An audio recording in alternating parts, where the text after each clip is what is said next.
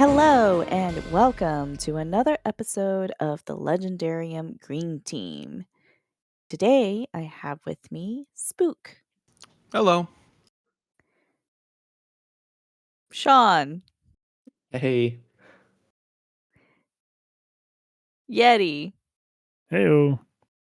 and I guess it's myself because I never say who I am. I'm Panda. Unfortunately, today Seth couldn't join us, but his presence is with us, and we are very excited for him to experience part 2 of Speaking Bones by Ken Liu, and we will get his reactions in the next one. All right, guys. We have finished part 2, well, reading it, and we're here to discuss it. We're now about halfway through this last book in the Dandelion Dynasty series. How are we feeling overall? Can you even see how the series is gonna end for the ones that have not read it before? Not at all. same. What I a assume roller coaster of a I ride. assume half the named characters will die tragically, and it'll be a traumatic ending. I'm sure. I I will probably cry. yeah. Well, we'll get into it when we talk about the spoilers for this section, but I think I will throw this book really across the room before I'm done with it. Yetti, you've read it once, and how's it feel the second time? Yeah, no, I've read it before, and I think I'm just shocked that he thought he could fit like this into a trilogy. Yeah, I was just reading this. I'm like, how did he ever think that Yeah. there'd not be 4 books, maybe even 5? Uh-huh. Because I don't did Spook say or Sean that we're like only 50% through, and it feels like I read like a Mhm. full book yeah, already? yeah. Yeah. Literally, it's crazy. I mean, we kind of have because we're halfway through a 1,000-page book. And So and it's yeah, weird. We'll talk about it, but it kind of ends except for the last 2 chapters. If they didn't have the last 2 chapters, it'd be like, oh, that's an ending, like how it played out. Yeah, And then it's like, no. yeah, and like No. unfortunately, you can tell there's a lot of book left. So it's like, all right, well, it's not gonna end up. It's not gonna, finish up quite like this. Is that More of a a springboard. is that a comfort to you? Like, for first-time readers, right? Like, as we're reading through this story, knowing, like, there's still so much book left, is that a comfort to you, or is that, like does that make you more anxious? Usually anxious. Yeah. How come? I feel comfortable. I like because I sense the end like looming, Yeah. and so I feel like we're going towards something, and I don't know how it's going to end, but I feel like the plane is descending and we're about to land. Mm, Yeah. I think it's like Yeah, an usually excited feeling. okay. if there's a battle halfway into the book, and it's a big battle, good guys versus bad guys, and there's still half of a book left. Usually at the end of the book, that's when the good guys win. So then going into the battle, I'm usually like, all right, well they're probably gonna lose somehow. So that's what makes me nervous. Okay, But I see, wanna we won't go into yeah, spoilers, but I will say, I almost did, but I will say, in this example, Ken Liu has an interesting path forward now. I definitely wanna Ye- unpack that, good guy versus bad guy, when we talk about this in detail, and I think Yep. that's gonna continue to carry just through the rest of our discussion through the rest of this book. I mean, it's been a discussion this entire series, but, I think it's become even more of an interesting topic. Okay. before we get into the spoilers for this section, part 2,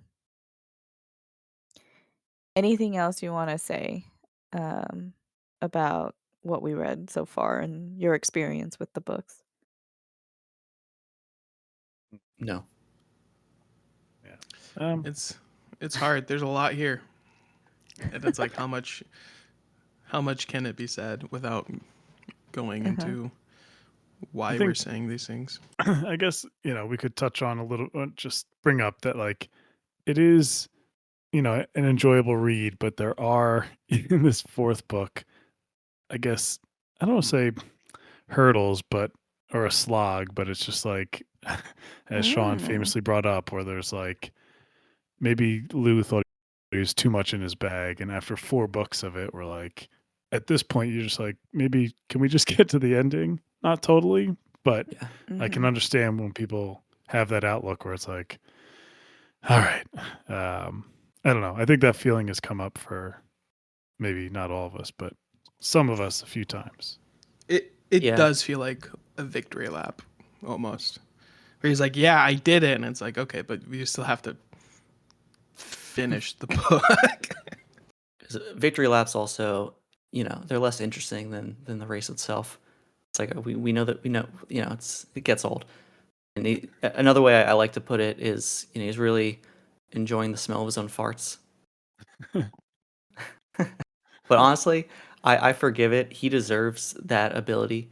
And it really largely wasn't a big deal, but I think this is something that's good to bring up kind of ahead of the discussion. But yeah, like if we're cutting back to the action for like 2 pages and then cutting away from it for like 15, back to the action for 3 pages, cutting away for 15, it can be a little like a little tiresome. And then when we're cutting Okay. away from the action, it's like it's there's a bit of character work there, but largely it's just like walking through the steps of how characters undergo like each engineering step into this long path of ending up where they are with how they're contributing to Mm. the battle. It's that level of detail personally I don't need. I don't need to visualize and think about how a lot of these things come to be. I really don't. But it's okay. Yeah.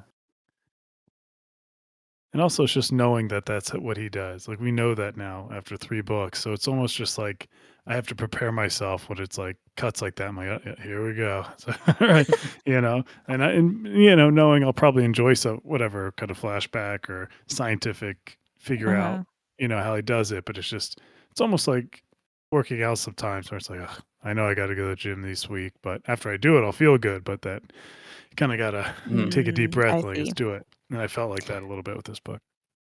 I do have some criticisms about just the writing, how he chose to convey the story. So, okay, Mm. let's get into it. Sean, I believe you've got a summary for us. I got the summary this week. It's a tad long.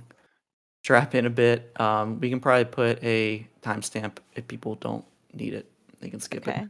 or something. Well, we're getting into spoilers now, so here we go. Yes. Okay. This is part 2 of the Speaking Bones summary by myself. What is part 2 called? Thunder Awakened Forest. Okay. In the waters north of Rui and Dasu, Tanvanaki is presiding over debates about the governing of unredeemed Dara, and is showing weakness in favor of Kutenrovo in the process. The hardliners partake in new Taliusa as Kutenrovo revels in all she has been able to accomplish, including killing Tamanaki's spy. Than Karukono peers at the wall of storms, wondering if Thera has succeeded. As Kyuryu's Ryukyu contingent prepares to set sail for the opening of the Wall of Storms, a group of animals and people approach from the north. It ends up being the Wolf Thane who requests to see the Grinfins. Meanwhile, Kudyu is told that there is something he must see atop a large glacier. They are burial boxes within the ice. The Wolf Thane sees the awful ways in which the Grinfins are subdued and trained and chooses a questionable mount to take, one with a broken foot. The mount was Gaal, being cared for by Toof and Radia, and the Wolf Thane reveals herself as Thorio.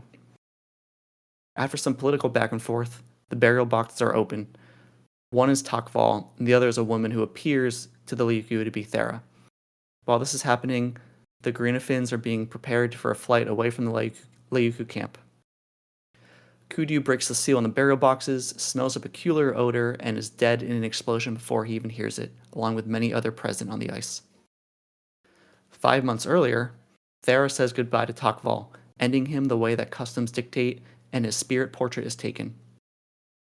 Then plans begin to form to make sure he didn't die in vain, and a new Peku is declared. Kitos and Thorio depart with a small band of warriors to Taten. There's a bit of power vacuum back to the present as Kudyu's death is observed. The Greenafins take flight to Thera's camp, the ones that Thorio and their band stole. But Akir tells Radia he wants vengeance in a powerful moment. Radia agrees, and so do the Greenafins. They want vengeance as well. Takval struck back in his dying moment. Why not them? They circle back to take out the city ships. A large battle ensues with a great final stand. Radia is lost, but so are the city ships, preventing any Layuku reinforcement to unredeem Dara. Thorio also rallies the Aegon slaves present in Taten. Rovo and her hardliners indulge themselves in Teleusa on ships, observing the Wall of Storms, excitedly celebrating the impending arrival of reinforcements. They never come. Than Karukono lets out a breath, knowing that Thera succeeded. However, Rovo rallies her people, saying they must fend for themselves. It is the Layuku way. Meanwhile, in Ginpen, Aya Mazzotti is there for a tributary mission when she is stopped by one Reza Mui, who led the protests against the abolishment of the analogograms in the Grand Examination. Aya recalls a fight with Farah, who was urging her to rethink her political aspirations, see the true nature of the mission, and not carry it out. However, no other path had ever been open to her. None. A month earlier in Pan, news struck that no Layuku reinforcement would be arriving through the Wall of Storms. 2 factions emerged, one for and one against a strike at Layuku. Citing that they must side with the interests of the many, Jia rejects the idea of war. However, Zomi and Kogo Yelu have other desires and sent a message to Firo. The Blossom Gang also caught wind, discussed Firo's ability as a leader, and decided to support him in the incoming war. There are also sections about how war and veterans are perceived in Dara at the moment via a backdrop of a play depicting war efforts. Back in Ginpen, Aya issues the use of force to dispel the protest, which her army refuses. Zomi approaches the College of Advocates and ruminates on her failings. She then looks up at the stars, thinks of Thera, and hears her voice where she expresses her love and regret and says that this must be what must be. With a surge of strength, Zomi is motivated to do her part. That same night, Jia dreams of Jin Mazzotti. They discuss the consequences of Jia's direction for Dara, and each say their piece regarding a war with Layuku. What if all of Dara is dismissive of veterans in Dara's history? Jin asks as the dream ends. Kogo seeks a meeting with Jia and informs her of the sentiment of all of Dara. Dara is united in petitions to seek justice for unredeemed Dara, and that the precedent of the treaty being delivered or not is irrelevant. Kogo reminds Jia that the voice of Dara being able to be heard through Dara's institutions is what the Dandelion Throne fought for, and it is at work right now. Jia summons Firo from the hidden base of Tirakozo. Gostan Ryoto surveys the opposing Dara fleet. She feels thankful that Tambanaki authorized the use of airships for naval purposes. Rovo, of course, is against it and makes her crazed points known. She also insults Tambanaki's rule. She gets put in her place while also ceded more responsibility for now. A battle ensues with various tactics employed, most notably Dara's use of multi-manned airships that are equipped with large harpoons. Gostan hopes she can persuade Tambanaki for peace. In Damushi, more than a year earlier, Firo meets Zenkara. She is an impressive scholar. She shares her backstory. They fall in love. The Battle of Crescent Island begins. There is some back and forth about whether they should attack Dara, that is, and whether they even have clearance to. Puma Yemu eventually makes the official declaration. Firo has put together quite the formidable air force, and he knows that to win, he must have many different parts all working together, not just the secret Gurnafins that will eventually arrive. The Layuku also adapted, using plated Gurnafins in the sky. Firo deploys ornithopters in response, a Rati invention. We also learn how they came to be, the ornithopters, how the production of them was optimized, and how they are controlled. The ornithopters are deployed. The Layuku respond with fire archers, also piloted by Dara slaves. They are fighting like the people of Dara, and the shame of Zothan Gulf is amplified. Than Karakono goes down with the ship. Jin Mazzotti speaks to him in that moment, Jin Mazzotti speaks to him in this moment. At nightfall, the secret Gurnafins are finally deployed. They are largely overrun by the more experienced Lauku Gurnafins, but they take a good amount out. After a swing in favor of the Lauku, Ghostan hears a shrill whistling. Firo is gifted Na Aruena, and the other artifacts are recovered from Zothan Gulf. Kisleigh and Rati spend time together and discuss engineering theory. Eventually, Rati produces light-seeking missiles. Perhaps there is a bit of help from the gods too.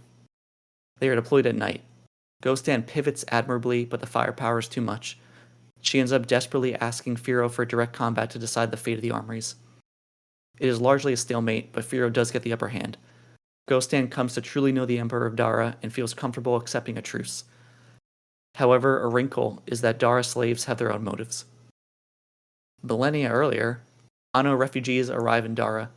We learn of various kings of the era and the temperament of kings in the era as well. They always have added more to the palace of Krifi. In present day, a flying falcon sees that the palace is no more and moves on to other lands. The Lauku discuss their loss, and Gutenrova tries to do her usual plays.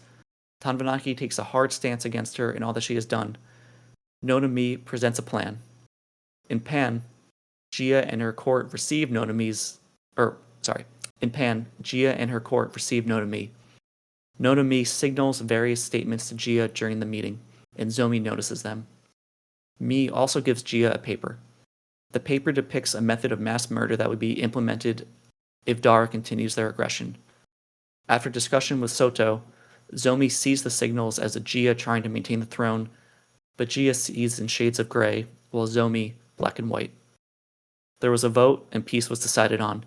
The seal of Dara is moved by compassion for the people. The ceasefire order is delivered to Firo. Gia confronts Zomi, then speaks to Rosanna in her dream.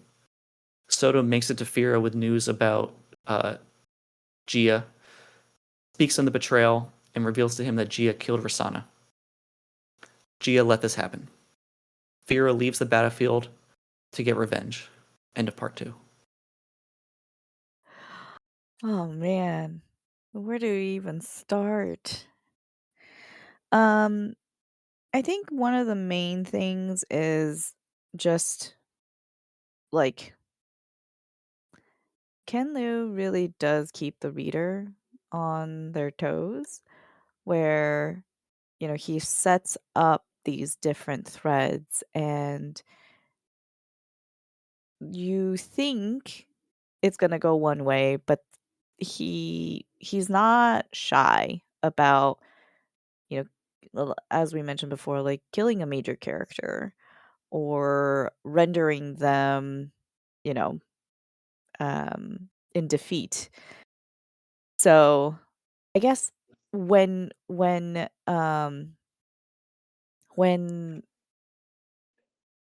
actually no, I want to backtrack a little bit. I want to talk about the writing style.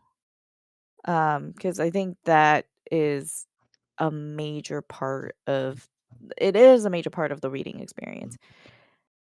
Liu really likes to set things up and end it in a cliffhanger, leave you in suspense, and then walks you through how we got to that point.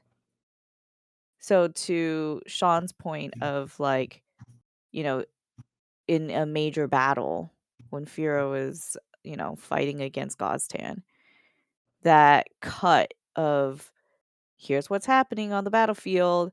Oh, here is this like moment of suspense, like major moment of suspense.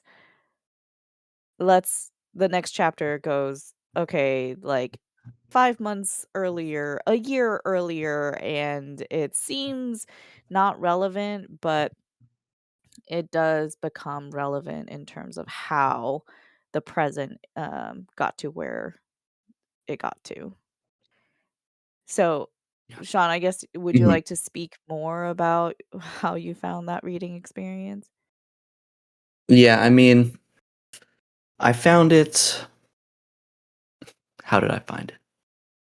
I found it just like at this point when I'm this deep into a series and I've enjoyed this much of it, I'm kind of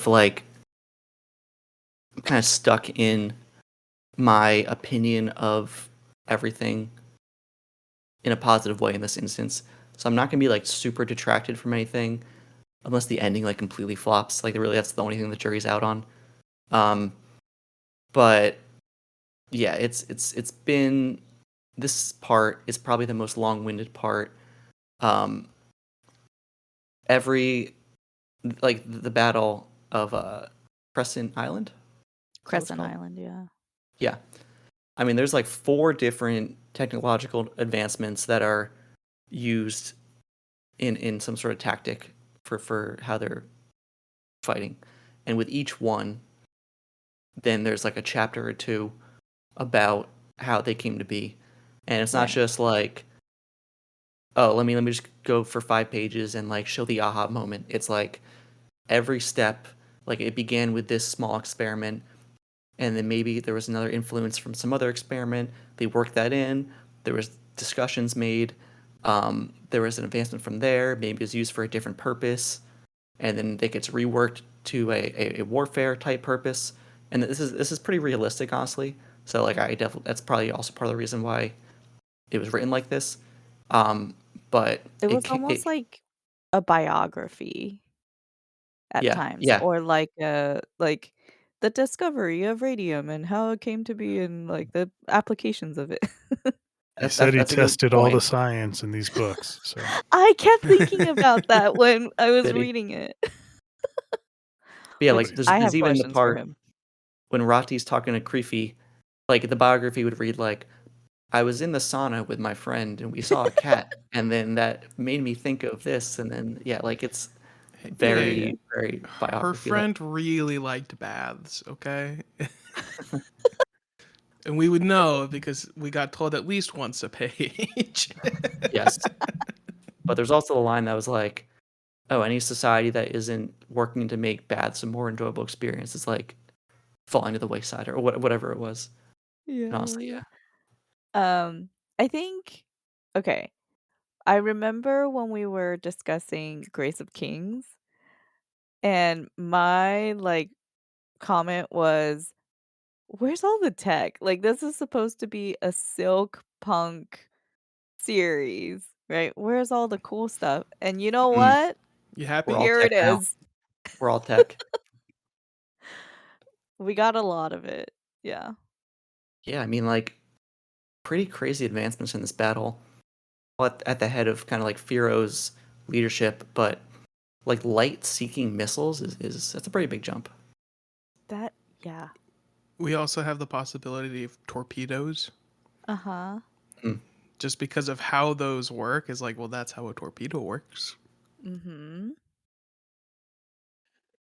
yeah. I mean, thinking of the writing style, I don't know how else he could tell it at this point because it's like, so would you just talk about those chapters earlier in the book and then just have the big battle be a one long chapter? You know what I mean? Like he brings up where there's a flashback to the Blossom Gang, you know, with Firo and how they're inventing stuff. Like that's just a flashback before a cliffhanger on the Yeah. chapter. Would you just have that earlier now? Like that's just the beginning of the book, but he No, doesn't that's he just probably doesn't write that way and yeah. it's probably better as is. But yeah, it's the nature of the silk punk genre. Like if you're gonna have these inventions pop up often throughout the book, then yeah, you kind of need to just. It's probably better to introduce them and then explain then. But that can be true, and also the fact that they're very detailed in the explanations and like very thorough in how they came to be, um, and it happens often, but it's I think okay. I think it worked better. I mean, the battle part I think is where I struggled too, where it's like, oh boy. But I think it works to like great effect.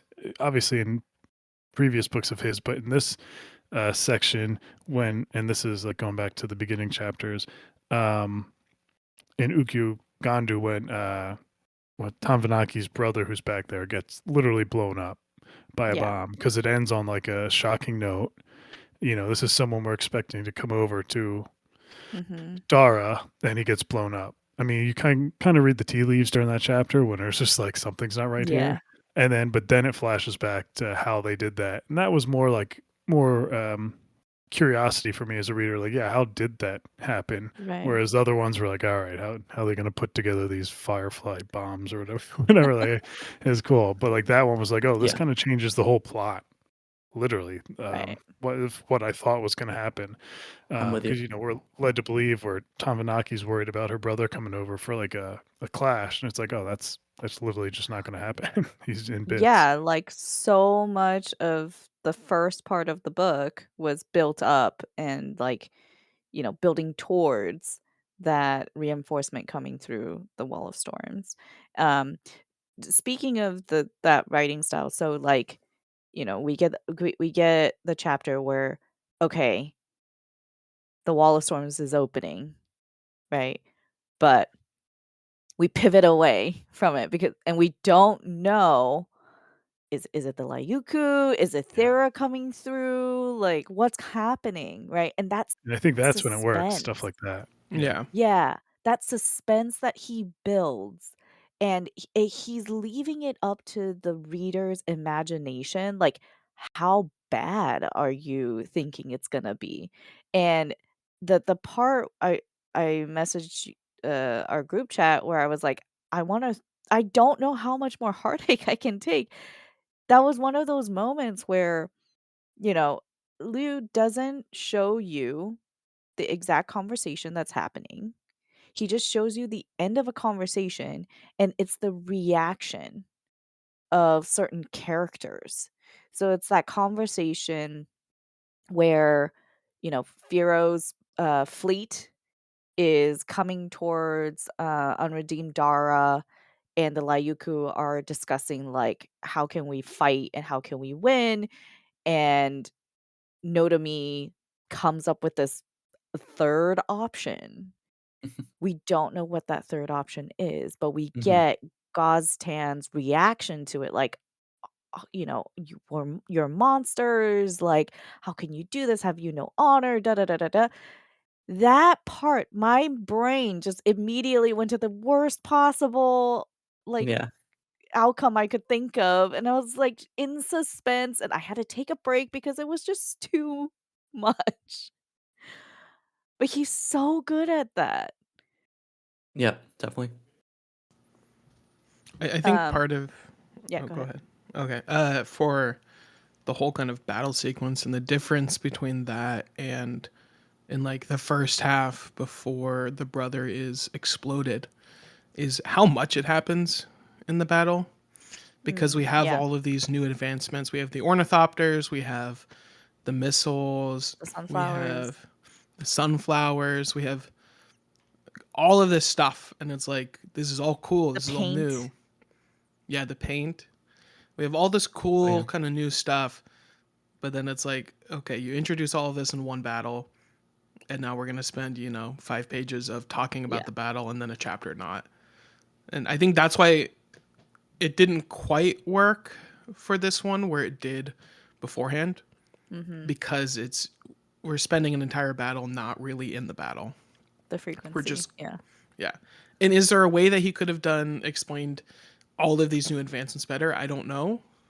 Other than not having this many. I think he But could have. I'm gonna argue or put out there that I think he could have. It would have been more like that. I am obviously not a professional writer, so anything I say is, Tell him how to do uh it. it would have taken, I think, more plotting and more, like, weaving. So, like, for example, that glow in the dark paint, right, from the mushrooms. Like, that could have been something that, maybe Gia in passing or, like, Zomi in passing, like, that could have come up earlier, and then the application of it Mhm. is the evolution of the application of it is then revealed, right, in the battle. So that's, like, one example. I was also thinking about, like, this the way that it's written makes it so hard to adapt. Yeah. Yeah. I'm thinking through, like, how could somebody, like, adapt? And I think they would have to change. I mean, the structure of the story would have to change. And then it's probably more fitting for a show than, like, a movie. I think that's the case for most kind of epic fantasy. Well, and the other thing is you could not do this book in like one season of a show. No. There's so much already. I think we're past one season already. And Oh, we're halfway through.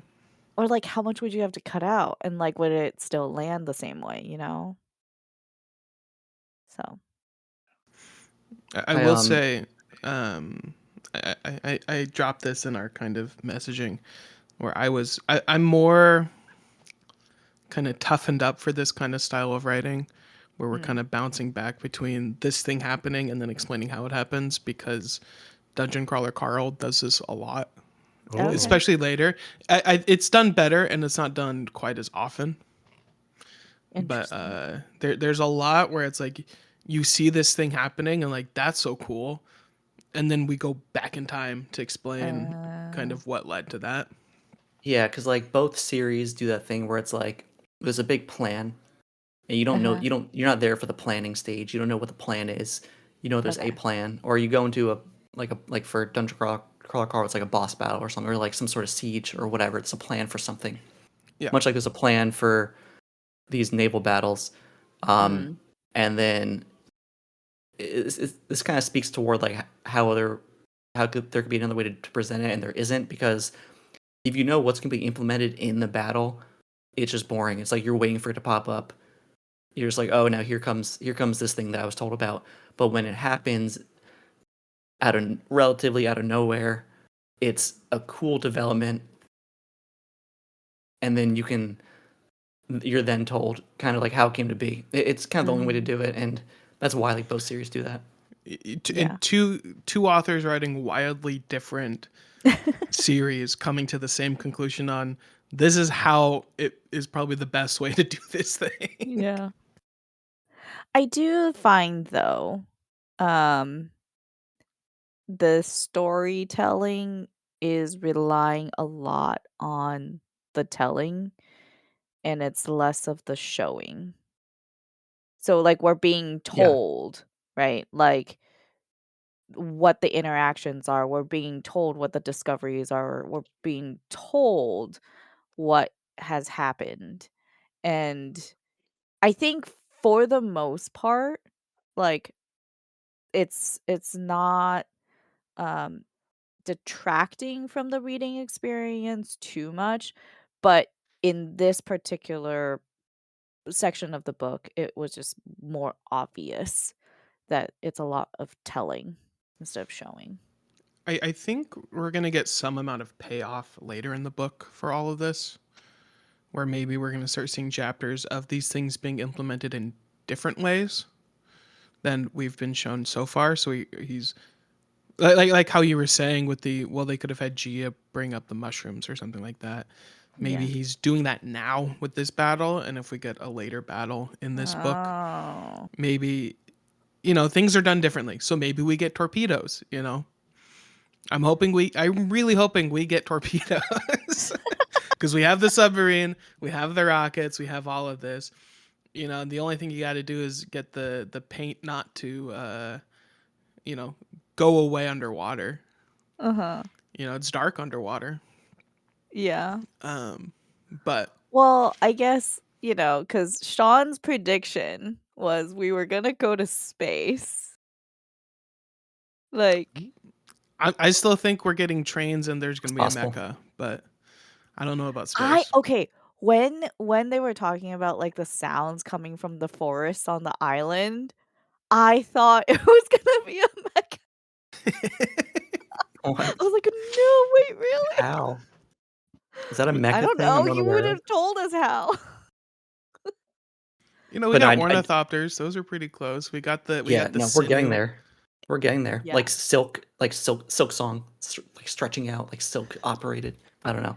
Yeah. There was But this so is where much the improvement physics. can be. Like, Yeah. there were aspects of the battle where it's like the paint, for example. The paint can be brought up previously in the book, and then like it's implemented real quick, and then there's no like pause to talk about the implementation. It's just like, oh wow, Yeah. that was smart. They used it that way, and like not every little thing needs to be like, okay, let's Yeah. break this down. How do we get here? Like some of the things can be like quick utilization of it. Let the reader be like, oh wow, this was signaled here. I like how that was brought up and how it's implemented, and then move on, and then you can discuss the specifics of like some of the more detailed things. But like Yeah. when they talk about some of the inventions, like every little thing that goes into the plan was shown in a flashback. I also would have loved illustrations. I needed Ooh diagrams. Oh my yeah, god. An illustrated edition of these books would go so hard. the Uh, Sanderson illustrator that does the schematic diagram stuff in the pages would have a good art style for this. Isaac. mm, I think it's Sure. Isaac. Or homies. I know him by first name, definitely. Your friend Isaac. Yetti, did you have other thoughts you want to share here? No, yeah, you guys kind of nailed it with the writing style. I mean, that's his thing. And again, I think the beginning chapters it really worked well. Um, Yeah. because it kind of just changes to me the outlook of what I thought was going to happen with Thera and um, whatever that guy's name, Kuju. Um, Mm. so finding out how they kind of planned that whole thing was kind of cool. And then not only that, you find out the aftermath of it with the chaos and you know with the blown up ships, and it's just like, oh, so everyone's trapped here.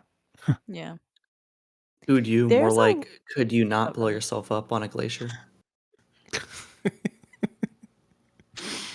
Yeah. Thanks. Thanks. Panda, what were you saying? Um, there is quite a bit of like psychology happening um on these pages. Like a lot of trying to anticipate what the other side or some other person is thinking, what their motivations are. Um, I I find it very how do I say this? Sometimes I think it's like very immersive, and then other times I feel a little manipulated. Mm. Where or not maybe that's not the right word. It's like Like you're it's a like, little haha, you don't know what's going on. We're gonna keep it that way for a bit.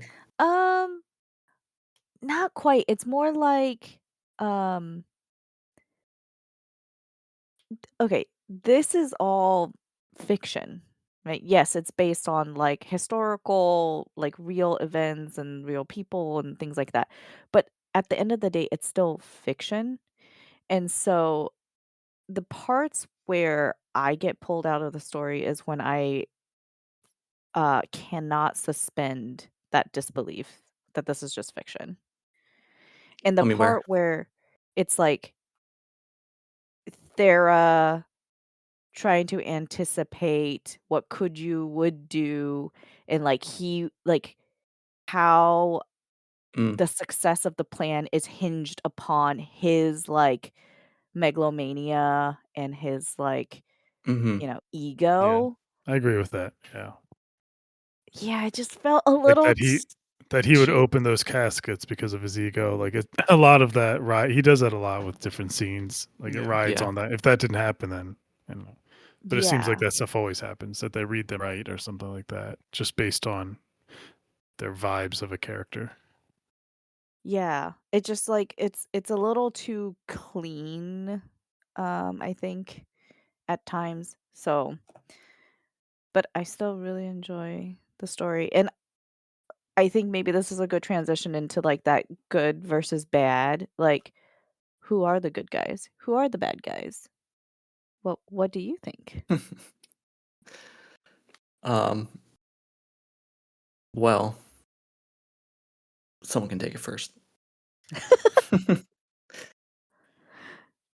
Yeah, I mean, I think throughout we showed that there's no from both sides. There's no like, oh, this is the good team, this is the bad team. And I But we know who think, we're all rooting for. Yeah.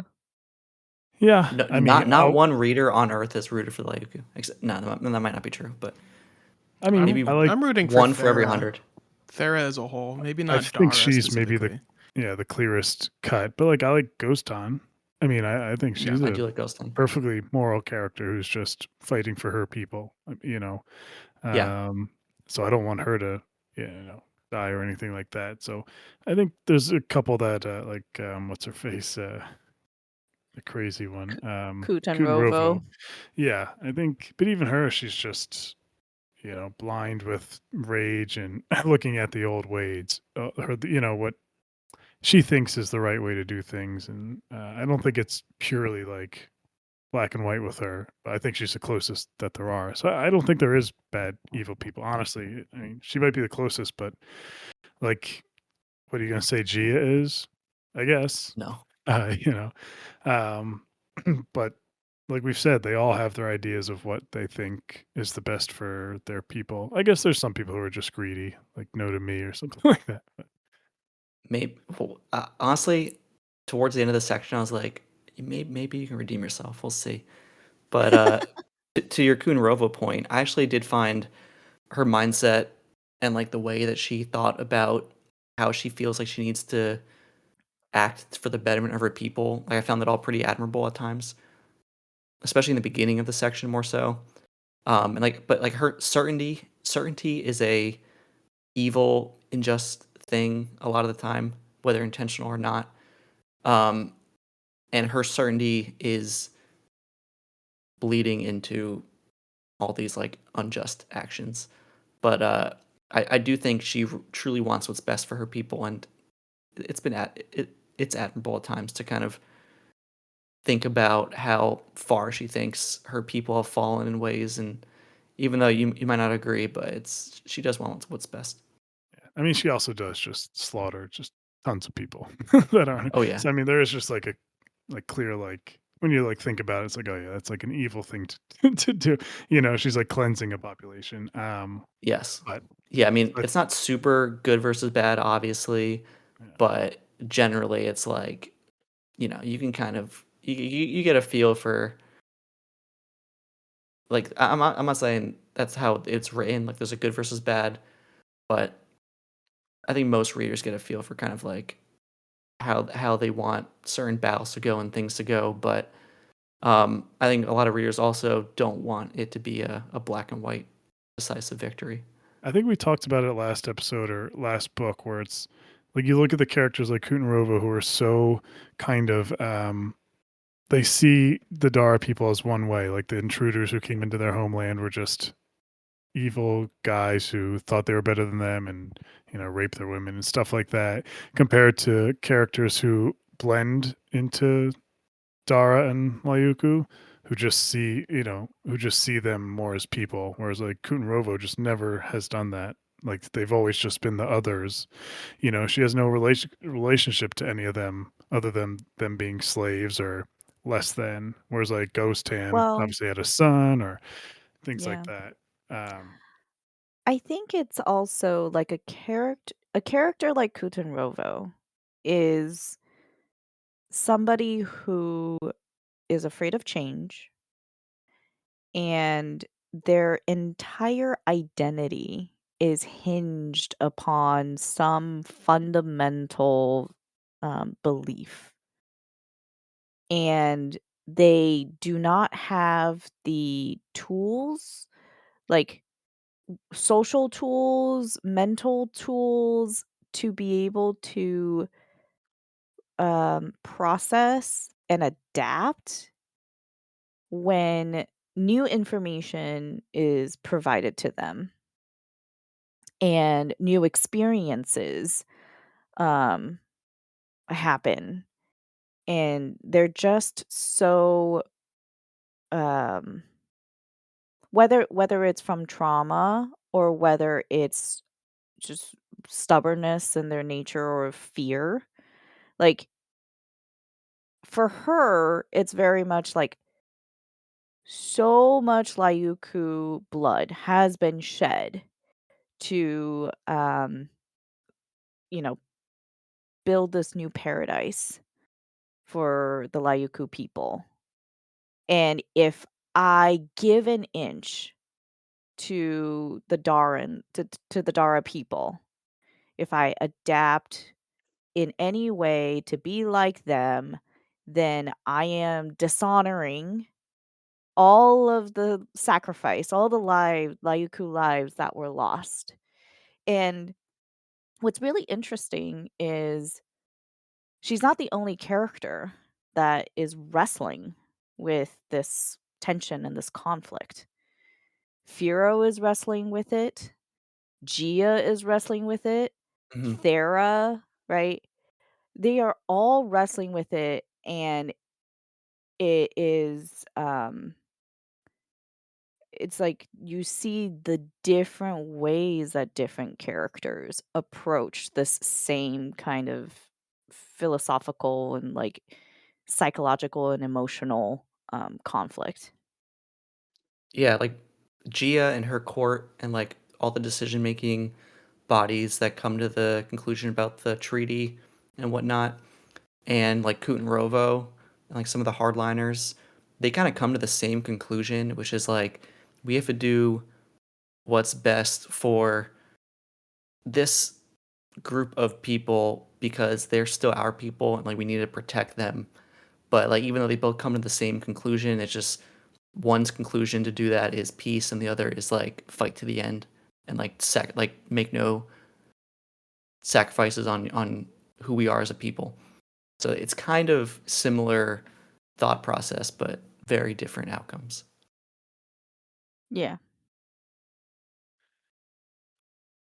Speaking to Kunrovo too, though, it's I like the chapter where kind of Tanvanaki puts her in her place because she says she Yeah. hates Oh yeah. everything Dara, and we're fighting like them, and why would we eat their food that they eat and grow their farm? She's like, that's not our way.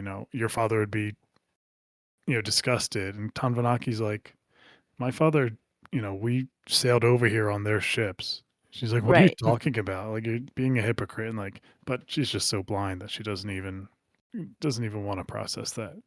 Yeah. Well, because she doesn't have anything else, right? Like Yeah. I can't appear to be weak. So I can't recant anything that I've put forward already, right? Um and she doesn't take responsibility of the situation that they're in. Tanvanaki finally calls her out on it, but there's always an excuse, right?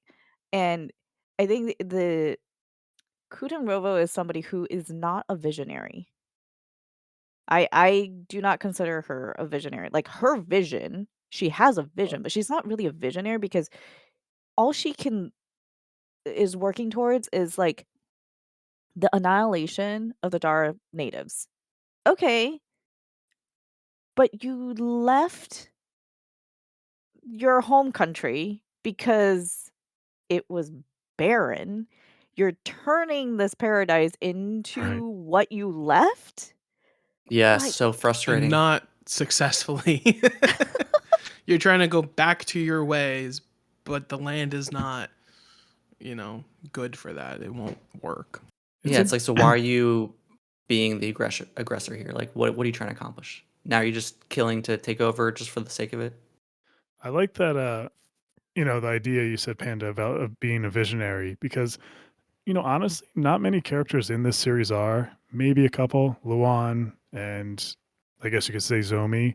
I think But most of the Gia. people, the successful people, yeah, in a sense. But most of the successful people are just those that listen to other voices, that listen to other opinions. Thera's not a Cooney. visionary. Cooney's not a visionary. They just listen to other. Cujo doesn't. Tavanaki doesn't.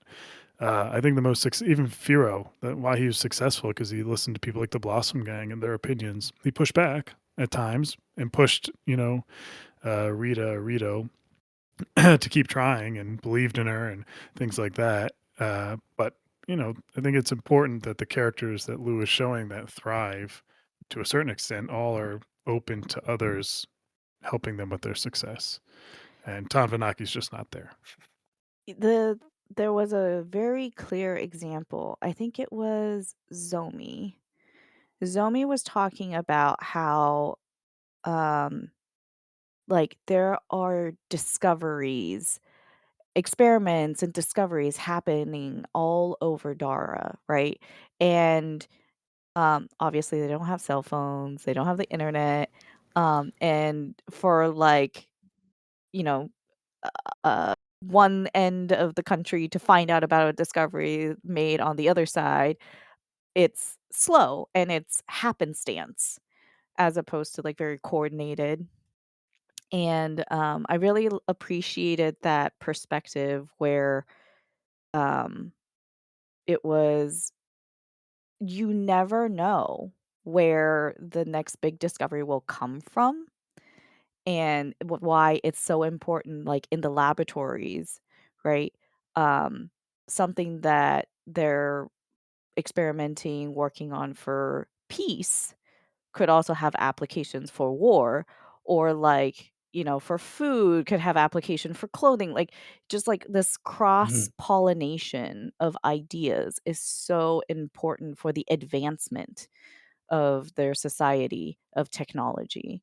So yeah, to all your points, like, you know, if we translate that to our lives, why it's so important to read widely, to consume media um, from different parts of the world, to consume translated media, um, and just like being able to expand your horizon because you really don't like why wouldn't you want to take advantage of all the brain power that's on this planet? Why Yeah, just be so siloed to, like one part? that is a big theme. Um, yeah, Ken Liu definitely believes in a diverse room being greater than a room full of people with like one upbringing, and I would also agree. And yeah, it pops up all over the series. Yeah. Um I did like there was a quote from Rati Oh where yeah, I already know which one you're gonna say. you do. Yeah, Rati says, "Good ideas are like children." Is that maybe the keep one? going. Okay. Good ideas I'll are like find the other one. children. You I know which never one it is. know how they'll develop and grow. And Zomi says, all creation is connected. Inventions in one area may spur invention in another, seemingly unconnected area. Much as the shuttling bee brings fructifying pollen from one flower to another on the other side of a river. Beautiful metaphor there. I thought you were Yeah. gonna say a different one though, which is pretty similar. It is if I can soar so Yeah. high, yeah. It's only because I'm carried on the wings of many others. Oh, yes. That's Yes. a great line. Standing on the shoulder of giants. Yeah. I think she told that to Firo too, which is Yeah, Yes. kind of beautiful. I love that relationship between Firo and Rati, where like Rati mm, is a pure inventor, right? She's doing it for the love of the challenge, to solve the riddle, to solve the problem. And Firo's like he's a good encouraging. boss. He's a good boss. Yeah, he's encouraging and yet also like practical. It's like that's Yep. awesome, but the application Mm. still needs Yeah. work here, but I trust you to be able to Ground. solve it. He grounds her. Well, it's in. I thought this was like kind of Firo's book so far section, Yeah. because Yeah. we've gotten pretty much all the other kids, and this Right. is like his time to shine, and especially him with the Blossom Gang, like kind of really livened up his sections, and how much respect they all started to have for him, even though they all said the same thing that everyone else says, is that he's too trusting. Right. Um, but uh, but they all still immediately want to like fight for him or work for him and do good for by him. Yeah. and the way that he is able to earn Goztan's respect. That was Hmm. great. There's a lot of good stuff in this section, but it gets a little buried at times. Well, I did struggle. If we're talking about struggling, when it flashes back to his new girlfriend, I think Spook said he liked it, but I was I like hurting. her. I was I hurting when we got her stuff.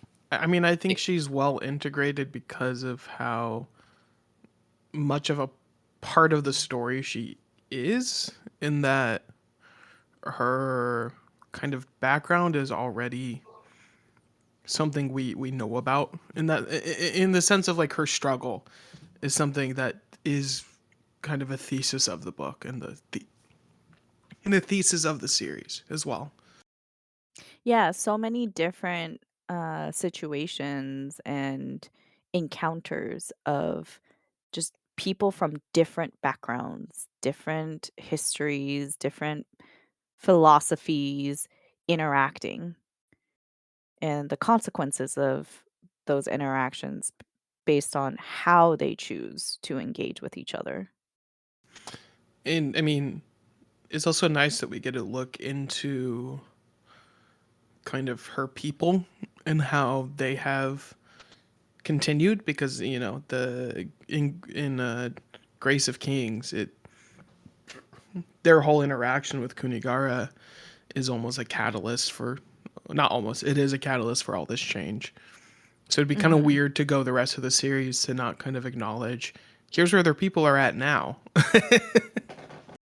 Fair. I do appreciate that, even as like far into the series as we are now, and we're still getting introduced to new characters, like the characters still feel pretty fleshed out as opposed to um hmm. two-dimensional. Like that one Gernothan pilot that died because his mount like Oh yeah, basically broke his spine. Oh, yeah. yeah, um Yeah. Even that guy. yeah. Even that guy. I wish I could tell you his name. It starts with an R. That's more than I had. It's not Radia, so he doesn't No. matter to me. Radia also had Rest in a peace. nice little end. Yeah, Yeah. that was like very powerful stuff there. When like they're considering like attacking, and then the Grinnefins kind of urge them on, and just all like the internal monologuing and like sacrificing themselves and what they feel is right and all that. It was like all very well written Yeah. and impactful. And again, it's just like for me when I remember reading that first happening, and I'm just like, not that I mean, you're kind of attached to Radia and uh, whatever Yeah. their friend is Tulof. from that.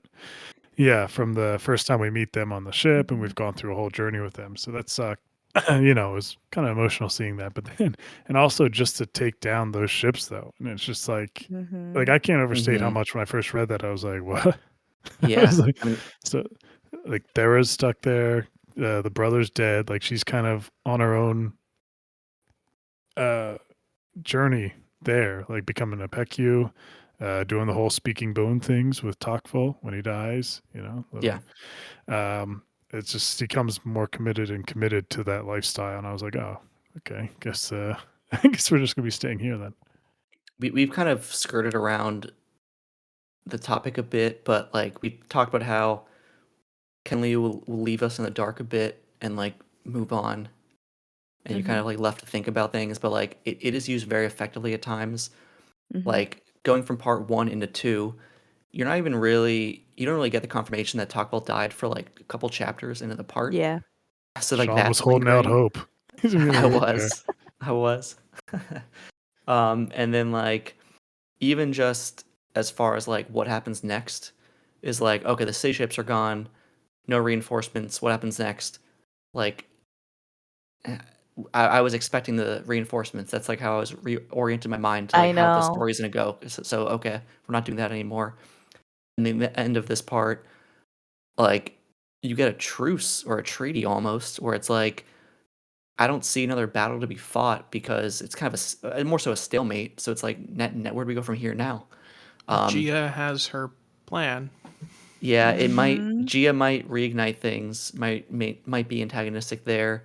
It might turn more internal again, which could maybe leave an opening for Might. Blade 2. Firo's on his way to fight her. Yeah, the stabber. Yeah, I think it's a little more than might for internal conflict. Yeah. So probably something like that, but still, it's like you're left you're kept guessing quite a bit, which is good. And also, like you said, there's half a book left, like of a big Yeah. book. So it's like you're left guessing that, like, what the hell else is gonna like what can happen? I thought we're Especially nearly with how much has happened already. Because this Right. book was when we got the tombs that Thera's children went to. That was in yeah, this Mhm. book. they're still out Insane. there. Yeah, that's It's right. like when I Yeah, was they're still watching. lost out there. It's like when I was watching the second Spider-Verse movie, and like it could have ended at like 30 different Hey, points. no, no, no. Let's not slander that movie. All right. It's a good movie. I'm not slandering, but like it could have ended at so many different points, and like except when you're watching the movie, you don't know how much time is left. So that's the difference. Uh-huh. So, True. but like here, it's like if you didn't know how much books left, it's like it could end right here. But then Spider Verse it just ends. You're like, oh, that's the ending. But here it's like, Okay. Are we getting to, like, the prediction portion of this episode? Because like, there's no. still so many open threads, right? Hmm. You brought up, like, Thera's kids. That's an open thread. Do we think that they're gonna get reunited? What else is Yeah, she gonna do? yeah, Reunited with Thera. Yeah, yeah, I think so. I think so. Do you think that they will ever make it back to Dara? Or, like, will we see it in this book? No, and Maybe as an epilogue. I want to talk about this. Okay, this kind of let's stop there, pause there for now, but keep your thoughts because this is a perfect segue into what something I want to talk about. But I might need to navigate I Okay. will say, uh, while 197. he's looking, in our last discussion, and when we were talking about the kids in the tombs, I was jokingly saying how one of her kids was the kid who was like dove under the water and went to Yeah, that yeah, yeah. area, that he was gonna find a gun. Uh-huh. But then in this section, they're ostensibly making the firing mechanism for guns with Uh-huh. with how the coffins kind of explode, like that trigger, and it's like, just a couple more things and That's true. That's true. we have guns now.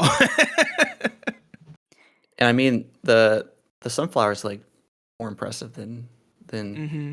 guns probably than like rifling, but whatever. Yeah. Okay, so I did want to talk about Thera and like her full conversion to an Aegon Mhm. and like to as a Pecu.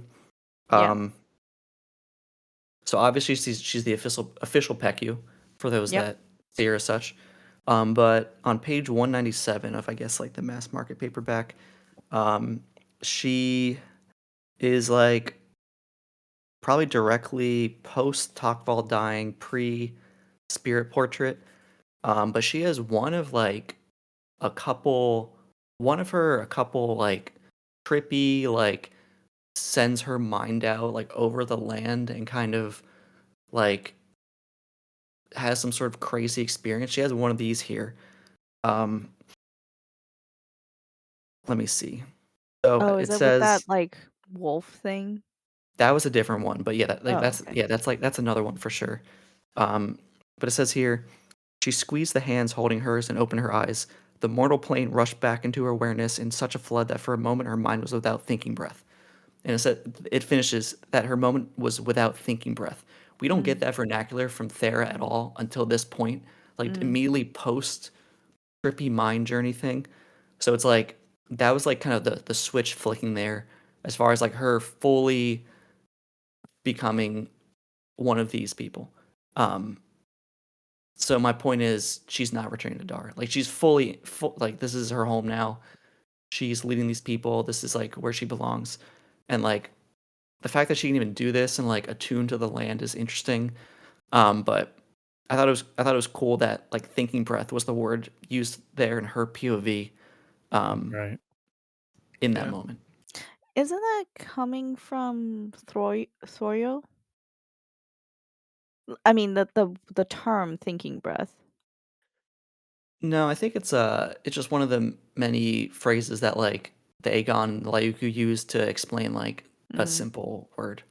okay. Like Vaguely remember Yeah. it back in whichever book that was. There's The last yeah, one. single-minded slang. like Yeah. there's a couple instances of this where they'll be like, I don't know, like instead of song or instead of a story, what do they call it? Like Oh yeah, we get that with like Ghost Han and Zomi's dad in that one Mm. beginning chapter. They she has different words for stuff. Yeah. yeah. So I did think that was interesting. Wanted to see what you guys thought of that a bit, if I anything. think that's totally a Ken Liu thing to do where, yes, there will be an empress, just not of the land you thought she would be. I Mm, think yeah, that is a good point. Um, I like also how with the chapter with Zomi, where she kind of is like depressed and sulking about Thera Yeah. not coming over, but kind of eventually hypes herself up and saying, you know, Thera's over there doing her uh, what she's called on to do to make change, and I yeah, need to like do that over here, and Thera kind of doesn't want like to be there. yeah, The, um, but like almost coming to peace with it is like we're both love each other, we'll have loves, other loves, but we're here to make change in our people's lives, and she's doing her part, and I need to do mine. there's a Okay. couple lines in that section that I noted Yeah. down. Do you want to bring them One, up? yeah, I'll bring one up. It was kind of at the end, right before she has the kind of pull herself up, like Thera's doing her work. I need to start working on mine. It Mm-hmm. was we're defined by the web of our loves, not one grand romance. Mm, I thought that one was very nice. that's I agree. very fitting. A very romantic way of putting it. Mm-hmm. I did okay, now that you said it, I predict that Zomi will go to Thera. Zomi will figure out when the next Wall of Storm's opening is gonna be, and she will go to Thera, and she will help Thera with, like, building up the land there. If she gets out of prison. I like that prediction. I think she will. Yeah. She'll travel there on a piece of driftwood like her master. What about, Or oh, maybe go she'll ahead. fly there. Probably better. No, I was just gonna say other open threads because there is a lot of them, like you said. Yeah. Well, there's Thorio where, like, A god. she was conflicted. Just like, why the death? Right? Um, so that one I don't really have a strong prediction as to like what is gonna happen, but maybe she'll turn back into a god? Maybe? Maybe she'll Hmm. become a god in the Aegon and, Mm, I could see that. Lyuku land? Hmm. A, I mean, con- I know what's gonna happen, but a bridge god, A bridge part of god, is that both. what you're saying? Yeah. I Okay. remember when I first read it after the Veiled Throne, the biggest thing I wanted to um, follow up on that's still to this point, I don't think we've seen him again, is Kinry, who was like literally one Yes. of the main POVs of the last book, and I don't think we've gotten anything from him yet. Oh my god, I forgot Other about than him. he went into hiding. Right. In So we're yeah. 2 parts in, and there's been nothing. And Yeah. again, he Jesus. was like the cliffhanger at the end of the third book. So I'm still waiting. Zomi's brother. right, yes, I think he and Farah will find each other again. I wanna Vera believe too that they had will like find each other. nothing. She had her book. Yeah, evidently, yeah. She just had like a conversation with Aya. I think that was it. Well, didn't Soto help Farah like escape kind of? Yeah, Yes. that too. And then Gia ordered the Finns to stop looking for her. Yes. The Finns. Good mom. Wait, you think like that's just the end of Farah's plot? No, I don't think so. I think Kunri and Farah have to find A each named other. a named character in this book was a romance with, you know, the son of one of the most important characters, and also the brother of one of the most important characters. But wouldn't that be just like such a power move by Leo? Just be like, no, He killed actually, off the spy. he did. He just wrote him off. Well, the spy was more a Off tool. screen. Come on. That's true. I was surprised by that. I was off so screen mad the kill. first read when I read that. I was like, this is stupid. This I is didn't dumb. care. You got caught, didn't know how to write them out and you just did this, but changed my mind a little bit. I was fine with it. I didn't have any issues. Well, I was thinking Yeah, I didn't care. because if they kept the spy, isn't like there's obviously those berries they're taking from Dara, right? That are getting Yeah. shipped by the from pirates. Tifon. Yeah, and they're like Echo. laced or poisoned or whatever. And I think if Gia's you have the berries. spy, I think that spy would sniff it out and tell Tavanaki. So for plot wise, without the spy, It's also Mm. fitting to have it be Kutenrova being the one that Yeah. kills him. Yep. Yeah, that is good. Theoretically, he's the one that can figure out what's going on here. So her killing him is her setting the domino for her own demise. right? Yeah, while putting on a pedestal like everything that she loves to spout that will eventually lead her own demise, one can assume. I want to know Seth's reaction to Kutenrova. If he takes over his hatred of Gia, or she takes over his hatred of Gia. I don't think it will. You don't think so? Yeah, I maybe. don't know. I think between Kutenrovo and Gia, I think Kutenrovo is more despicable. I think Gia's a more interesting character too. Yeah. She has a lot more going on. Well, what I did appreciate is when other characters are talking about Gia, Tanvanaki, Notami, and talking about how, oh, they think that they have her figured out, that she just wants more power and she will do whatever to hold on to that power. And Even Gia, Soto and Zomi, yeah, people close to yeah. her. And Gia's like, I will just let them believe that because that's to my benefit. Because then for her, it's more predictable what they would do and how they would react if she is able to like, know more or less how they see her. And she keeps up that charade.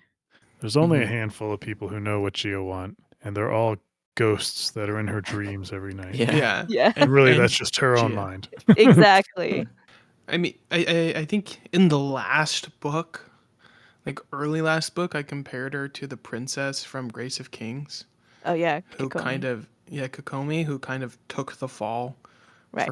for the sake of her people, and I'm like, this is what she is doing. Yeah.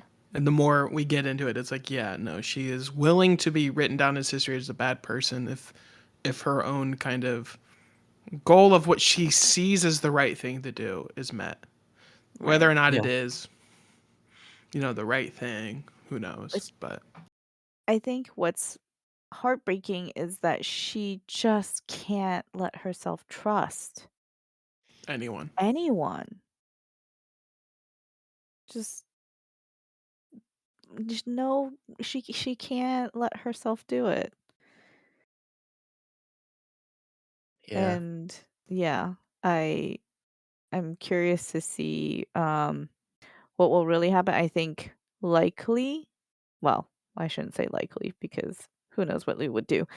But my prediction is that she and Firo will confront each other, and she will willingly abdicate when her goal is met.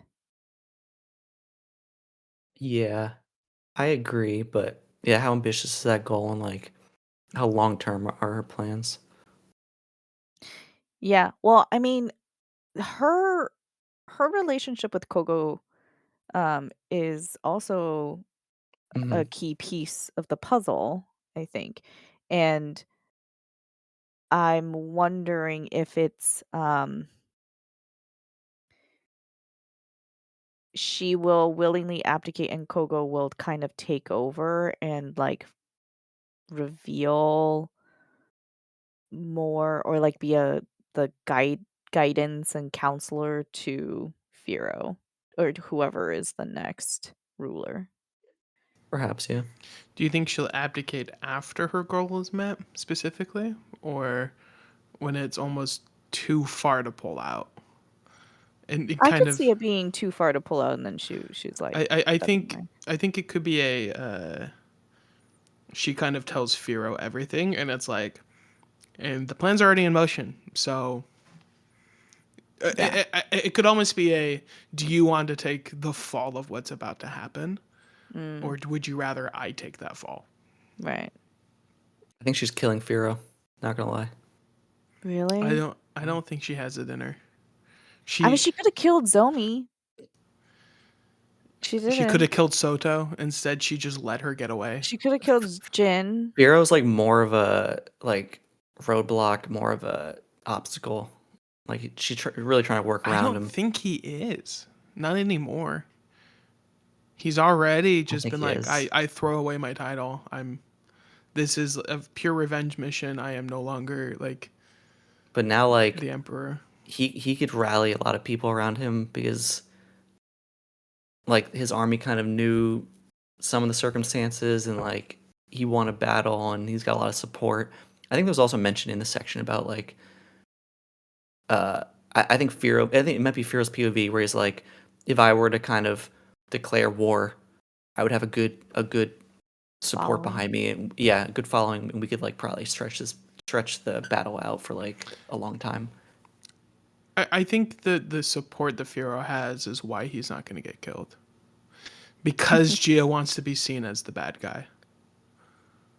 And I think potentially if I theorize here that her plan is to take out a reason to have a big military. Yeah, she doesn't want war. She's going to So, do yeah. crazy things theoretically, potentially for it, but she does not want to sacrifice the lives of, her people. And the prosperity that Dara has been able to achieve under peace, that is like a strong moat against going back to a militaristic empire. Mhm. Yeah. So I guess part of it is maybe like buying time. Buying time so that the institutions and the like non-violent, non-militaristic uh agencies and processes, philosophies and thinking could be nurtured and grow and like become more rooted so that the would be harder to eradicate when she's not there. And also buying time for her laced Talisa berries to like Well, fully that too. dismantle the population Yeah, from within, which she feels strongly that that's going to be a right. working plan. I mean, one of the things that she says towards the end of this part is that she's like, "I'm probably poisoning myself. Like, I know I'm poisoning Oh myself yeah, with my Her all my drinking energy experimental." drinks, drinking her Red Bull every day so that she doesn't go to sleep. A monster. Did we want to talk about the complacency under peace topic? Well, I don't know. I mean, I think we've talked a lot kind of about it. I don't know how much more to say personally. I think when I wrote down that note, it was a lot more of an interesting thing to think about until it isn't anymore to me. And then One there's a couple other notes I have that writing down in notes, I'm like, this is something we could talk about. And looking back, I'm like, this mimics really close to real life. And Oh, society's responsibility towards taking care of its citizens, treatment of yeah. veterans and homelessness. And it's like, That's what I was going to bring up.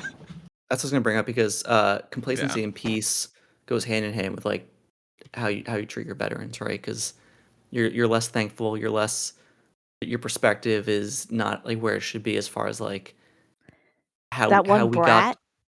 yeah, yeah, like how we got to the point where we are now.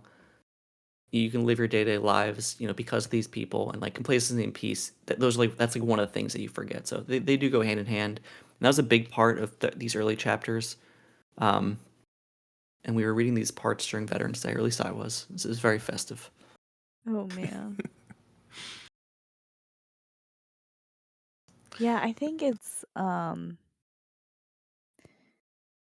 when things are going well, it's easy to overlook um it's easier to overlook like disagreements or like um taking things for granted, right? Um I don't know. I mean, it nope, too yeah, real. I yeah. can't. There's also the topic that you kind of brought up with how affluent Dara has become due to this piece. And then we Right. have veterans who don't have any support systems. Yeah. Right. The people who got them this piece are now being thrown to the wayside because But the reasoning for why it's happening in Dara is mhm. She is I doing a think a lot of bit it, right? different than, why it happens Yeah. here. Um, This book Another is too kind real. of It is, but I love books that are too real. Another yeah. wrinkle in like the complacency and peace thing is which is like, yeah, another wrinkle is that all these technological advancements that happened and were used in the Battle of Crescent Island were because there's a war to be won. So even like some of the technological stuff gets put to the side and not accelerate as much as it would be when When there's peace. yeah, when there's peace. Right. Which I feel like is super true to history. Yeah. Yeah. There's countless examples of, things like that happening and advancements happening, mostly because of war that later get, you know, turned into regular use. Right. Well, we see like a little cycle of an invention with the osmium, right? The light-seeking Hmm. mineral stone things being used as a security camera type thing in Gia's Yeah. palace. Oh Or I yeah. guess it's like motion sensor Yeah. is It's like a trip. yeah, yeah. I did really like uh, part of what I really liked about the kind of sciency kind of backtracks or look backs um, was when the two of them were talking in the bath, and the kind of scientist, uh, she was like talking about how it was in the same section of like how all of these things are happening at once. We don't really have a way to kind of know what's happening and when. And then she's talking about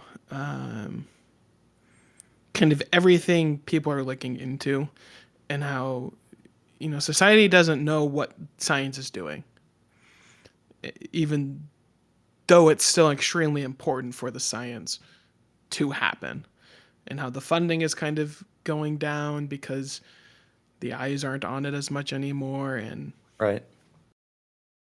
Did you guys catch that? Well, because Spook and I, we read Lou's newest book, All That We See or Seem. Did you catch the nod to artificial intelligence yeah. here? He the, literally says the it, Archon. Yeah, Oh artifice yeah, artifice. intelligence. Yeah. It was like, all I right, remember come that. on, man. But I did say in one of my predictions, like we would get the Industrial Revolution, which I think we would pretty much have gotten there now with like the somatic mills, the automated assembly line that Rati created. Yeah, I'm Um, getting there. Guns. so I mean, Stop bringing up the guns. if he had guns, that would be more It doesn't fully, steampunk. yeah, it doesn't fully align with Silkpunk. Yeah. I just I always like the idea of like a society that isn't, modern, but they somehow make a gun. I just think it's funny. Well, we literally went from, because like during World War One, there was like very similar kind of advancement in technology, and then into World War Two, and then into the Cold War with the hmm nuclear powers.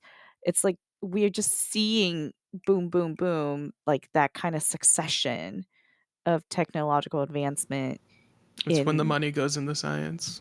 yeah, in this Is like part. unfortunately during war. Yeah.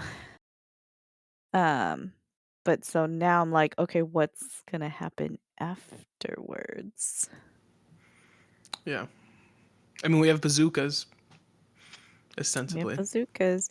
We, I mean, I don't think we're gonna get like computer internet. We have computers. We literally have like they've been, programming the little corks, Yeah, right? That's literally computer. yeah. But hmm what's gonna be like the equivalent of the digital, like the internet? You know, I don't know if we'll if get there, if but he's no. gonna go this route. I mean, they have electricity, so it's Yeah. possible. Yeah. I Right. mean, and they So also have radio waves now with the Carnoffins, oh Yeah. yeah. the walkie-talkies. It seems like they need to rediscover the Silkmodic forces or whatever it was called. Yeah. Was it were those Silkmodic For what? for their electricity equivalent? Yes. hmm Yeah. It seems like they're kind of like at a loss as far as like without the remains in the ocean, in the Gulf. They seem like they're like, "Oh, we can't make any more. Like we lost it all." But they But did they recover did. some. They evolved it to become more lightweight, more intelligent, more compact. The Silkmotic bolts, is that what you're referring to? More yeah, I think that is part of it, yeah, and like the kind of like blast that they do, kind of like the spherical blast that they did too. But I yeah, mean, they have an elevator that's run by the Silkmodic Yes. forces too. Yes. there I is an think right elevator. now what it is that it's still it's not a widespread implementation. So it's not like, you know, most civilians would have access to it. It's still very much like only in the industries as opposed to like consumers in the consumer Yeah, space. So, yeah, maybe by the end of this book we'll be like, "Oh yes, all the huts have indoor plumbing and electricity." that would bring peace to the world probably. They get Indoor bidets. plumbing. Actually, Do no. not underestimate the power of indoor plumbing.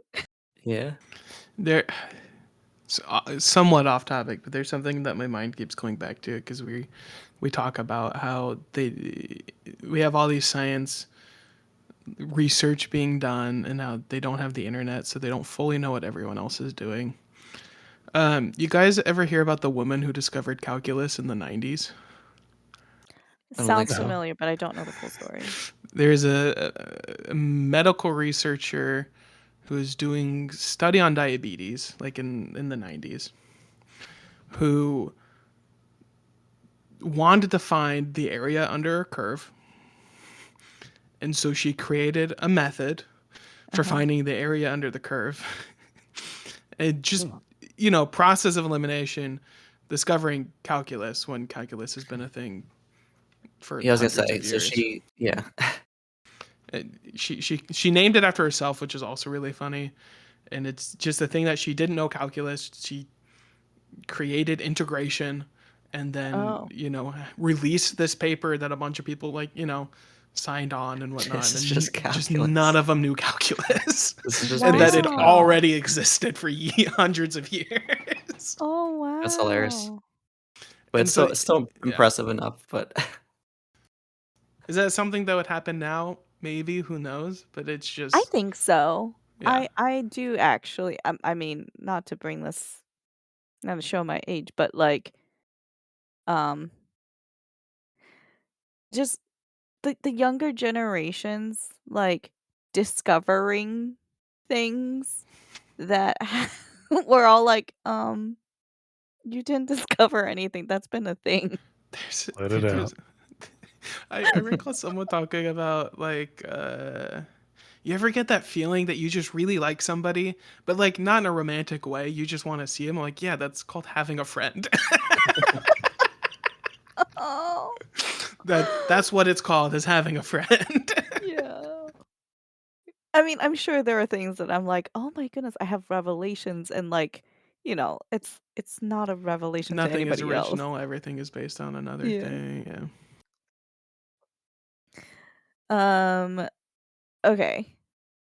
Any last comments, any topics we wanna make sure we cover before we wrap up? I got a quick one. I just want to see if you guys picked up on this. But it was in the chapter "What Price Victory?" Mm. millennia earlier. Um. Banger chapter So title. yeah, for Yeah. sure. The Glenn dread that I Cook-esque. had going into that chapter. There's a Malazan moment too, like the millennia earlier thing. Couple of Malazan moments, but we didn't ring the bell when we could have. Anyway, so in this chapter, largely it's like a story about like the original Tiro Kings, right? Mhm. Okay. So let me read you this piece of dialogue once I find it. It's on this page.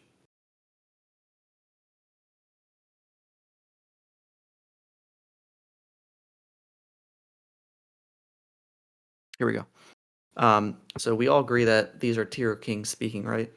Mhm.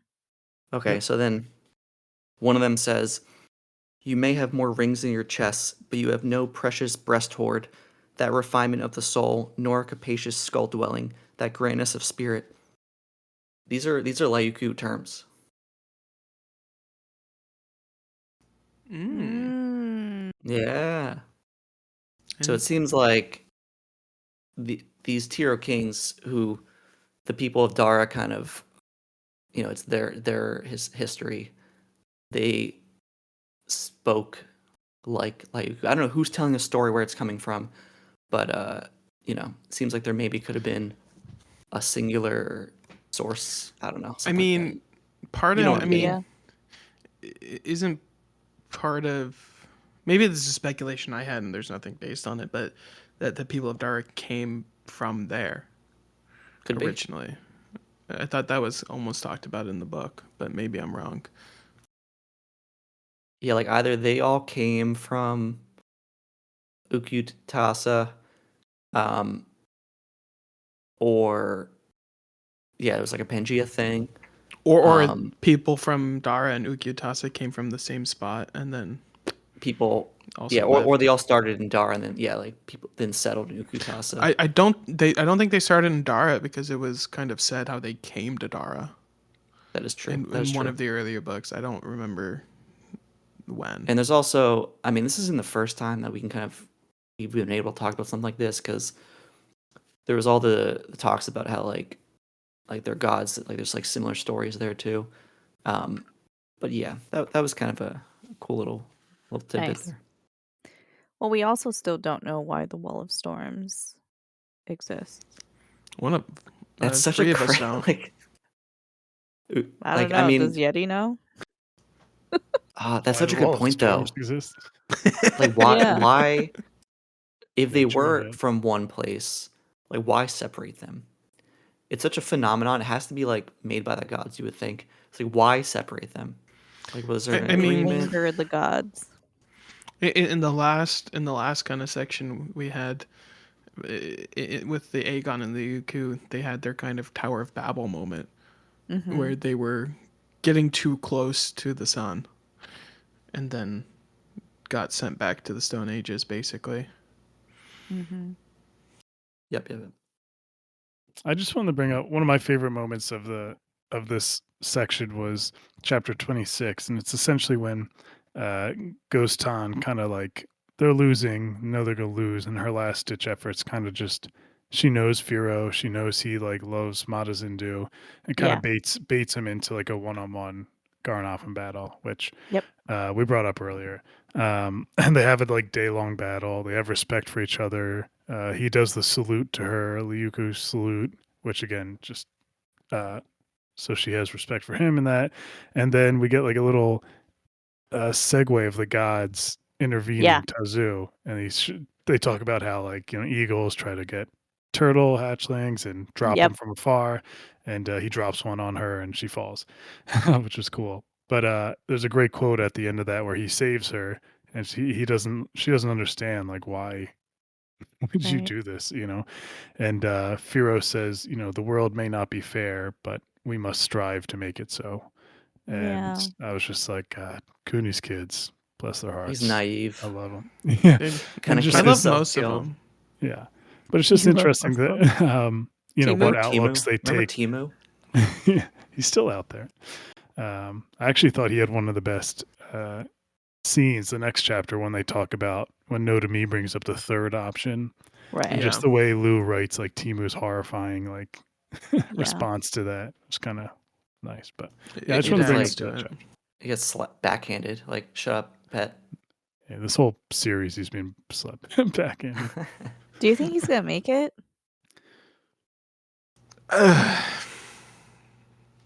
Who cares? Who cares? Oh no. I feel really bad for him. I don't know. I think he's gonna sacrifice himself. I think the last book was kind of his book in terms of like not his book as in it's his book, but like he had his moments in that book, which I don't Mm. think we'll get any more like that in this one. I just always had an investment in all of Cooney's kids because I feel like you see a little bit of him in all of them in certain Yeah. ways, and a lot that isn't him. But they each keep showing up, and I mean, Thera's obviously the most Cooney, but even Farah in the last book, Firo in this one, and then Yeah. Timu a little bit here and there. But Firo's becoming more and more like Cooney. Which is just too good. trusting, as they said. Yeah. Yeah. and he still has that like Mata Zindu, like he Yeah. idolizes kind of like the one how you fight and stuff like that, which If he didn't agree to that duel, he probably could have like ended the entire conflict before there was a chance for that like Nonami's plan to take shape, and like they wouldn't have the chance to talk about But that. yeah. I mean, is that really a better outcome? Because then the Probably not. Laiku would be even more desperate. They would have went after the slaves probably, and the natives of Dara, but And yeah, Goztan, Yeah. I think it is important that he Right. was able to convert Goztan to be more of his ally. I think that was the biggest thing. Just enlightening another person to see that they're not so different at all. Like he fights like a Liuku, she said, like exactly like one, Yeah. Like, so Yeah. not so different, you and Mhm. I. Mhm. Well, I can't remember who brought it up, but I think it was Firo who's like, Gia might be empress, but she still bleeds like a mortal. They're all human, all Yeah, Yeah. mortal. but they're all gonna realize that they're all from like the same origin. Like they're all used to be. I don't know. Maybe that'll do it. That'll help. No, I think that's Gee. too. I think it's too like we're all the same person, so let's fight together. Let's stop this conflict. I think that's a little too. I think it'll just be one stone in the path. I think it's too easy. One stone. One stone. It's, You I still do think have. we're gonna go to space? Yeah, do you? No. No. No. I think we're getting trains. I still think we're getting trains. Trains. There's no time. There's no time for trains. There's Actually, plenty of time for trains. How do you transport things? well, they need to transport things over sea mainly, which you know. Because they can't use the airships. Gia's not letting them use the airships. What's the cheap way to get them to transport things? They need way too much manpower to place the rails Eh. over that long of a We're gonna distance. get like another like a flashback scene where they've just been making trains for the past 10 years. Yeah. Yeah. Oh my god. Yeah, like 10 years ago. And We it's need just like someone to Cooney's make like, hey, You put coal, it burns, and then it can move, and then That's this too and that. steampunk. What's the silk punk version of it? that's very true. The Silkmodic Force. Like they have the elevator, they have the technology to trolley make cars. a Shinkansen. They make a Dara's bullet gonna train. Yeah, I was gonna say Dara's gonna get a bullet train before America. Although Yeah. they don't have magnets, do they? They do. They do. They do. Mm. We need someone to make a terrible prediction like Seth about Luanzia being a Dark Lord. So, Uh, You guys want to hear my worst prediction ever? My friend makes fun of me for it every year when it comes up on his Facebook memory. It's a Malazan prediction, but Yeah. I said that Bent, which is a dog, was a spy for Kabolo Dom. Oh my gosh. That was a real Okay. prediction that I had. You know, hey, Erickson, You're just like muted, Lou, Spook. you never know, okay? You never know what twisted idea they're gonna get, especially with Malazan where it's like, it was from an RPG, like, So true. anyway. let me know when I Anyway, can come indeed. back. I don't want to get spoiled. It was Oh, Dead House it's okay. Gates. You can come back. Oh, was it Dead House Gates? I've read It that was far. Dead House Gates. Yeah, Yeah. I said that. Yeah, you're My done. prediction I was just that heard Bent. it was a Malazan, and I just took my headphones off. No. I was like, I'm not. And it was also like very like nonsense. But I said that Bent was a spy for Corbalo Dom. That was my prediction when I was reading. Bent the dog. I do have a thing for the book to mention. Okay. Because I This think in book. the last chapter, or the last time we got together for the last section, I kept talking about how I was worried if Togful dies, if he's gonna do if it's just like, okay, we're doing Daenerys again from Game of Thrones. It's like it feels too much like Game of Thrones, and Yeah. cool, we have our Khaleesi now marries the Savage King who dies, and then she becomes the queen. Yeah. And then in this section, we get kind of Thera before she, becomes the Aegon Peku, and she's trying to figure out like, what should I do? And she has a quote that says, "One who would wield power must understand the consequence of that power, not through abstract philosophy, but with bloodied hands and bruised nerves, stripped of the last shred of innocence." Which is just the beginning of Game of Thrones, where Ned says the person who basically orders the execution must also be the one that wields the blade that does it. And it's, Yeah, there's that again. as someone who's never read Game of Thrones, it's very funny just finding the kind of little similarities in this series that probably aren't intentional. They're just coming to a similar philosophy at the same time. Not same time, but similar philosophy? Similar philosophy. I think it's probably I don't think it's necessarily like a rare philosophy. No. Um I think it's fairly common, but it's how they explore the philosophy. That's where the interesting differences come in. Yeah. Yeah, fair. Cool. All right, we ready to wrap? Yes. Awesome. Well, thank you, listeners, for joining us on this discussion. And we are very much looking forward to part 3. So, part 3 will be its own episode, and then we'll get to part 4, which is quite the chunker, and part 5. So, part 4 and part 5 will be our last episode. And hopefully, we'll get Seth back for the next one. But until then, we'll see you next time. See ya. Bye. Good night. Right.